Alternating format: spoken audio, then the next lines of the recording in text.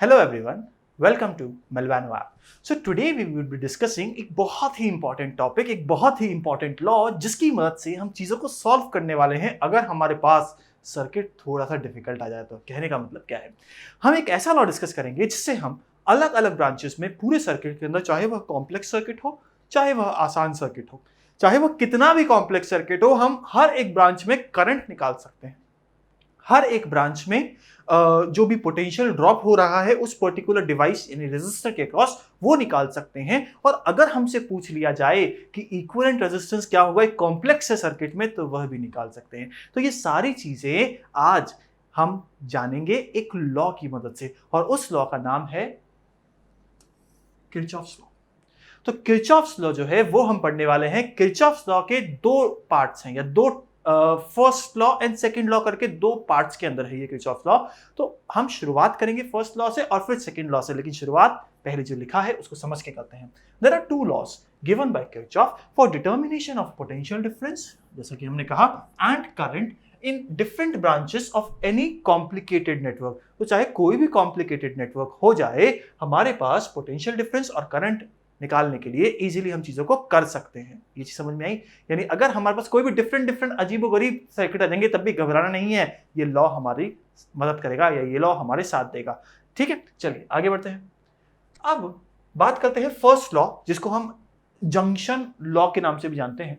इसको कई बार हम शॉर्ट में किरचॉफ जंक्शन लॉ यानी या फिर किरचॉफ करंट लॉ भी बोल देते हैं।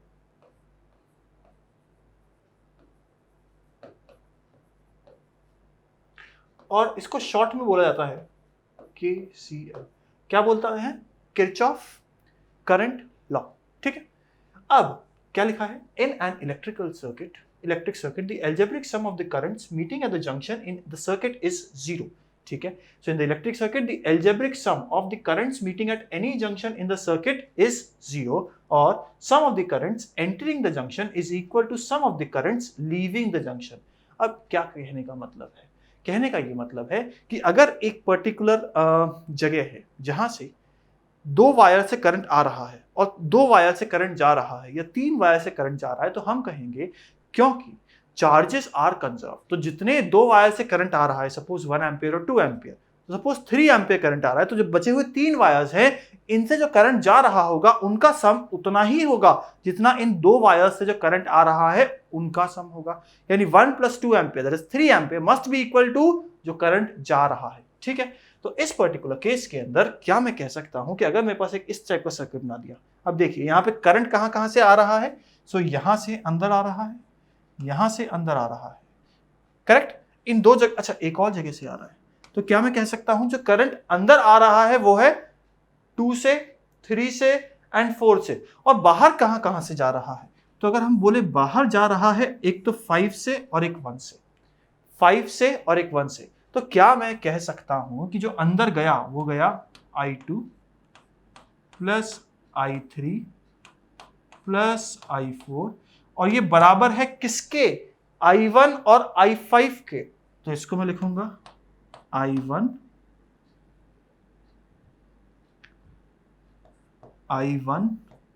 प्लस I5 के। क्या आपको इतना समझ में आया? अब आप कहेंगे सर यही चीज तो है जो एक्चुअली लिखी हुई है, देख लीजिए। यानी जितना करंट आया इक्वल टू जितना करंट गया। क्यों? चार्जेस तो कंजर्व है इसलिए। तो आप देख सकते हैं, इसको चाहे तो आप अलग तरीके से इस तरीके से लिख लीजिए, बाकी मैं चाहता हूं कि आप लोग इसी तरीके से ध्यान रखें ताकि कन्वर्जन वर्जन की दिक्कत ना पड़े। सिंपल सा बात है, जितना आएगा उतना जाएगा। ठीक, आगे क्या लिखा है? अब ये इंपॉर्टेंट है बेटा, ये कई बार क्वेश्चन में पूछ लिया जाता है कि this is the Kirchhoff's current law या जंक्शन लॉ या first law is based on the basic principle of dash conservation of charge. ये भी ध्यान रखना है, कंजर्वेशन ऑफ चार्ज पे डिपेंड करता है KCL। Conservation of charge, charge is conserve, तभी तो हमने कहा कि जितना आया उतना ही गया, वरना बीच में कहीं एब्जॉर्ब हो जाता या फिर नया जनरेट हो जाता। तो आई होप इतना समझ में आया है, और अगर समझ में आया है तो आगे बढ़ते हैं और देखते हैं हमारा जो सेकेंड लॉ या लूप लॉ है वो क्या है। इसको हम एक और नाम से जानते हैं,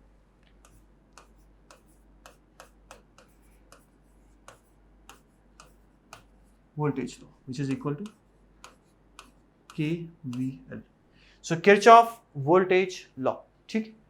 In any closed circuit, the algebraic sum of all potential difference and EMF is 0. This law is based on, अब ये वापस से देख लीजिए, यहाँ पर भी कुछ इंपॉर्टेंट लिखा है, ये एनर्जी पर बेस्ड है। क्या कहता है ये कि in any closed circuit the algebraic sum of all potential differences and EMF is 0. सारे potential differences और EMF की वैल्यू 0। आपको एक सिंपल एग्जांपल से बताता हूँ। मैं कहता हूँ कि अगर आप कहें कि एक रेजिस्टेंस लगा और इसी रेजिस्टेंस के अक्रॉस एक बैटरी लगी, सपोज इस बैटरी का वोल्टेज है V और यहां से जो करंट आ रहा है दैट इज I, इसका जो रेजिस्टेंस है दैट इज R, ठीक है ना। तो बैटरी का वोल्टेज V, करंट जो आ रहा है वह है I और रेजिस्टेंस की वैल्यू है R। अब क्या मैं कह सकता हूं, या इसको हम क्या करते हैं, इसको हम लोग E मान लेते हैं, इसको हम लोग E मान लेते हैं, ठीक। अब मैं कहूंगा कि इस पर्टिकुलर केस में जो EMF है across this that is equal to E, तो नेट कितना है, E है, माइनस ऑफ इसके अक्रॉस जो पोटेंशियल ड्रॉप होगा वो होगा I इंटू R। अब क्योंकि वो ड्रॉप है तो हम लिखेंगे ऐसे, इसकी वैल्यू 0 आ रही है। कैसे पता, ये तो हम सॉल्व भी कर सकते हैं कि I जो वैल्यू है वो है E by R implies I into R is equal to E, यानी E minus of IR is equal to 0। देख लीजिए, सॉल्व करके बता दिया। जो ये क्या कह रहा है, ये किरचॉफ वोल्टेज लॉ या KVL जो कहता है वो तो हमने एक सिंपल सर्किट के लिए लिख के भी बता दिया। यही कहता है कि sum of all potential difference and EMF को अगर हम लिखेंगे तो वह कितना आएगा, वो 0 आएगा। And it is based on conservation of energy. Energy conservation क्यों बोल रहा हूं, अरे भाई जो चीज यहां से चालू हो रही है वो नेट घूम के फाइनली एनर्जी लूज करके यहीं पे तो आ रही है। तो आई होप आपको इतना समझ में आ गया है। अगर आ गया है तो चलिए आगे बढ़ते हैं और समझते हैं कि किरचॉफ्स जो रूल्स हैं उनको एक्चुअल में अप्लाई कैसे करना है और कैसे उसकी मदद से हमें क्वेश्चन सॉल्व करके पोटेंशियल डिफरेंसेस, करंट्स और अगर जरूरत पड़ती है तो इक्विवेलेंट रेजिस्टेंस भी कैसे निकालना है। चलिए समझते हैं। Assume same current to be entering and leaving the circuit। यानी अगर मैं आपको कहता हूं कि एक बैटरी लगी है एक सर्किट के cross, suppose this is the battery और यहां पे आपका कोई भारी सा सर्किट है, बड़ा सा कॉम्प्लेक्स सा सर्किट है, तो ये आपके लिए एक ब्लैक बॉक्स, इसमें सर्किट रखा हुआ है, मुझे नहीं पता क्या है। तो यहाँ पे आपका एक खूब सारा कॉम्बिनेशन ऑफ क्या है, सर्किट बना हुआ है। तो ठीक है ना, तो मैं कहता हूं इसको मैं अभी के लिए बोल रहा हूँ ब्लैक बॉक्स। ब्लैक बॉक्स क्यों बोल रहा हूँ, ब्लैक बॉक्स इसलिए बोल रहा हूँ क्योंकि यहाँ पे अंदर क्या है हमें नहीं पता, लेकिन हाँ इसके जो टर्मिनल्स है उनको पावर मिल रही है इस बैटरी से जिसकी पोटेंशियल ड्रॉप है V। तो सबसे पहला काम हमें क्या करना है कि सबसे पहले हम बोल रहे हैं बैटरी से करंट निकाल दो। ठीक है, निकाल दिया। और जितना करंट निकालोगे उतना ही करंट घुसेगा, जितना करंट निकालोगे उतना ही करंट घुसेगा। सबसे पहला rule, assume same current to be entering and leaving the circuit. जो सर्किट है इसमें जितना करंट जा रहा है उतना ही करंट आएगा, ये समझ में आया। अगला, distributes current and final relationship between them using the second law. Okay, current को डिस्ट्रीब्यूट करना है, कहने का मतलब क्या है, कहने का मतलब ये है कि अगर हमारे पास इस सर्किट के अंदर कुछ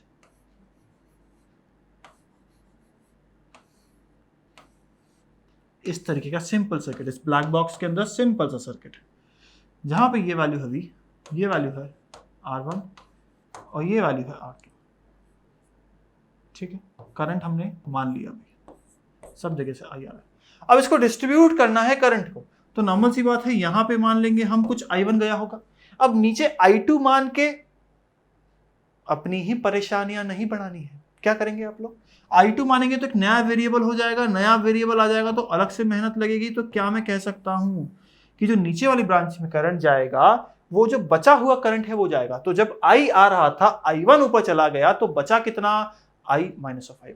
तो I माइनस ऑफ I1 बचेगा और यह जो ब्रांच में करंट जा रहा है वो नीचे से चला जाएगा। आई होप इतना सबको समझ आया है। अगर सबको समझ में आ गया है इतना, तो क्या हम कह सकते हैं यहाँ पे जो वैल्यूज हैं वो आ गई आपके पास, I1 ऊपर गई, I माइनस ऑफ I1 नीचे से निकल रही है। ठीक है, तो इतना अगर एकदम क्लियर है, इतना अगर एकदम समझ में आ चुका है, तो आगे बात करते हैं हम पॉइंट नंबर 3 की। पॉइंट नंबर 3 क्या कहता है, find voltage across the circuit. अब वोल्टेज अक्रॉस द सर्किट कैसे निकालेंगे भाई हम, voltage across the R equivalent is equal to voltage across the circuit upon current through the circuit.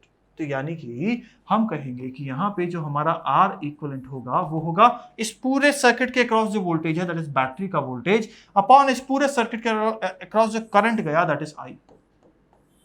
तो क्या आप ये समझ पा रहे हैं? क्या आप ये समझ पा रहे हैं? ये 3 प्रोसेस हैं, इसके आगे भी हैं चीजें।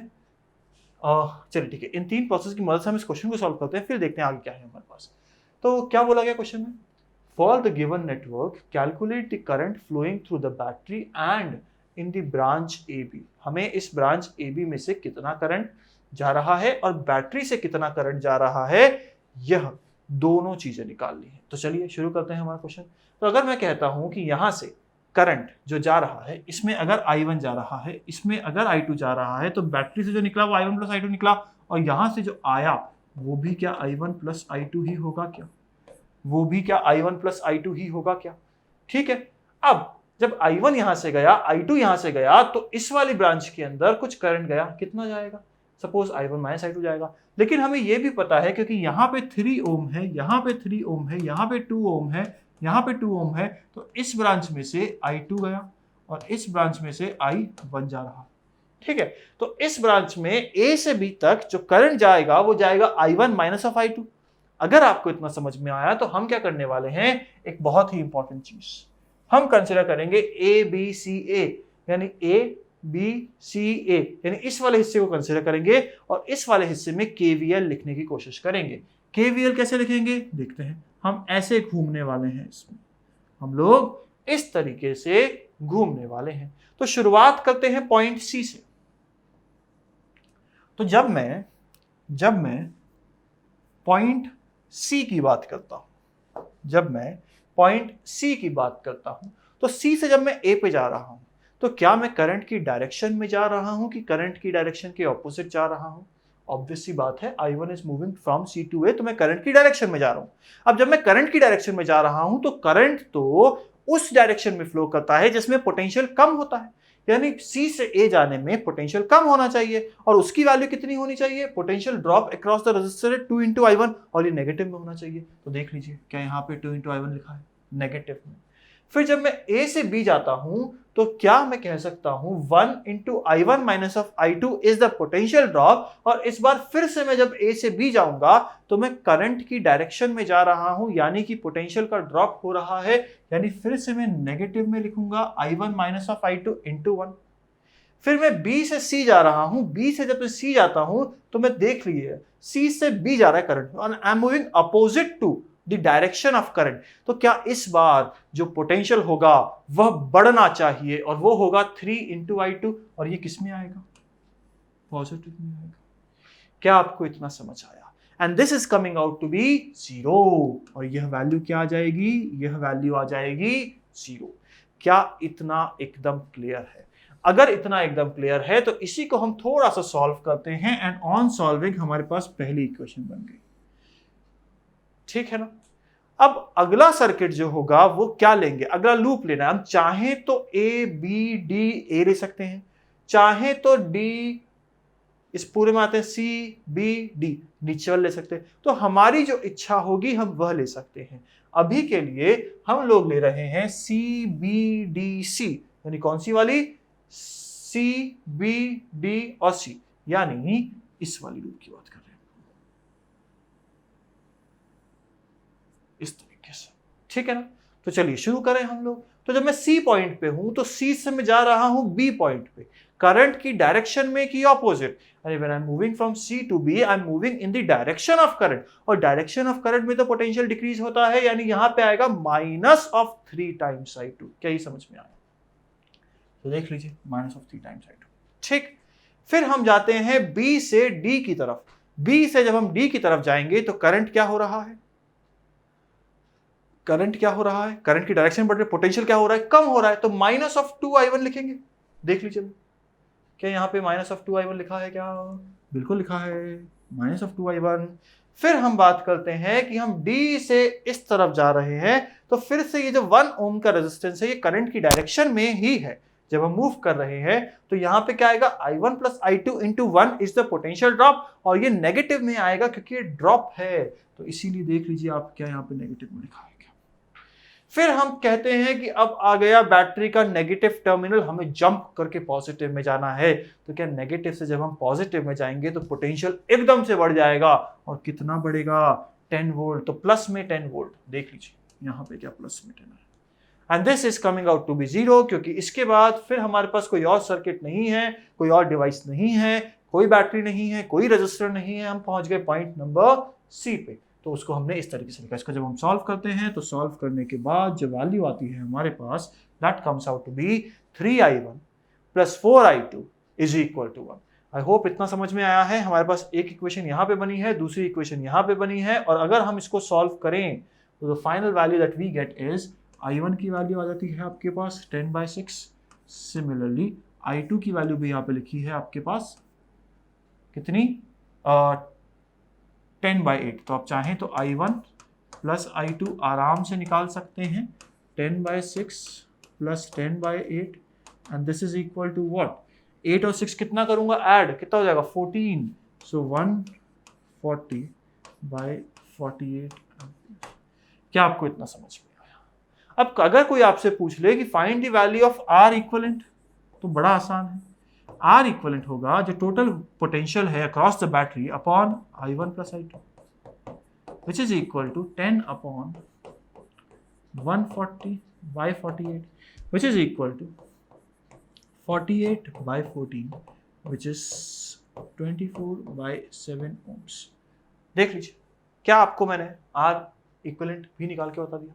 देख लीजिए यहाँ पे क्या करा है, नाउ बैटरी ठीक है 35/12, हमने भी वही किया है, क्या देख लीजिए 35/12 70, यस हमने वही किया। तो यहाँ पर वही वैल्यू आ गई है। I1 माइनस ऑफ I2 करा है हमने, करंट थ्रू AB भी निकालने की कोशिश करी है। AB कौन सी ब्रांच है, अगर आपको याद आ रहा है तो AB है बीच वाली ब्रांच। बीच वाली ब्रांच कौन सी, ये वाली ब्रांच। तो इसमें से करंट कितना जा रहा है, I1 माइनस ऑफ I2 जा रहा है। तो वही सब कुछ हमने सॉल्व किया है, और यहाँ पे जो हमारे पास फाइनली वैल्यूज आ गई वो आ गई I1 माइनस ऑफ I2 की, I1 प्लस ऑफ I2 की, और हमने एक वैल्यू एक्स्ट्रा जो कि R इक्विवेलेंट है वह भी निकाल चुके हैं, अगर हमसे क्वेश्चन में पूछा जाता तो। सो आई होप आपको समझ में आया है कि आज हमने किरचॉफ्स लॉ कंप्लीट किया है। इस पे बेस्ड एक क्वेश्चन भी करने की कोशिश करी है और समझने की कोशिश करनी है कि how to actually use Kirchhoff's law. So see you in the next lecture. Thank you.